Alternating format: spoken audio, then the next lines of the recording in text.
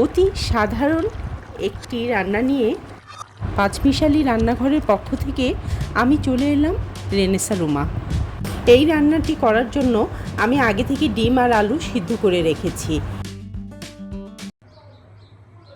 শুরুতেই একটি কড়াইতে রান্নার তেল গরম করে নিব।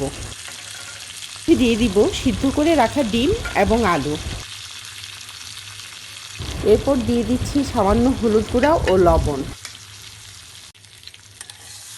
কিছু ভালো মতো ভেজে নেওয়া হয়ে গেলে আমি আরেকটি পাত্র চুলায় বসিয়ে দিব।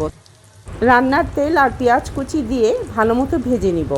দিয়ে দিচ্ছি স্বাদ মতো লবণ, হলুদ গুঁড়া,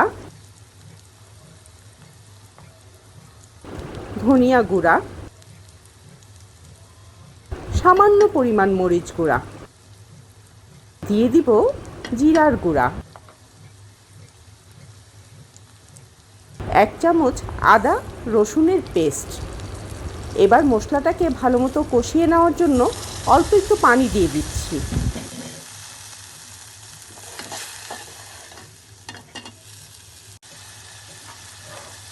মশলাটাকে কষিয়ে নিচ্ছি।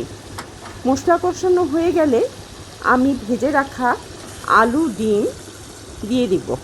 এরপর আলতো হাতে নেড়ে আমি 1 কাপ পরিমাণ গরম পানি দিয়ে দিচ্ছি। রান্না হওয়া পর্যন্ত অপেক্ষা করব।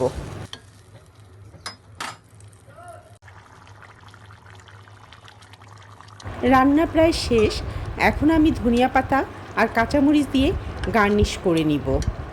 আমি আশা করছি এই সহজ রেসিপিটি আপনাদের সবার অনেক ভালো লেগেছে।